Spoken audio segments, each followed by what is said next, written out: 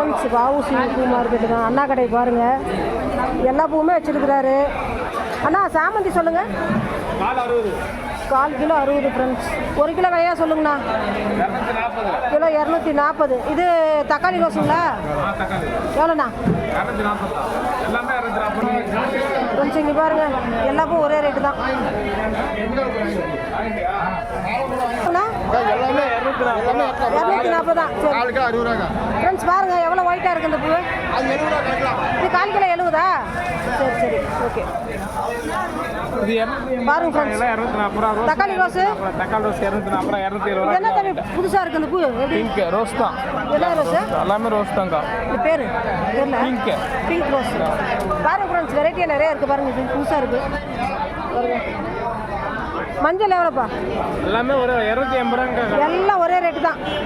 240 280. சரி தம்பி.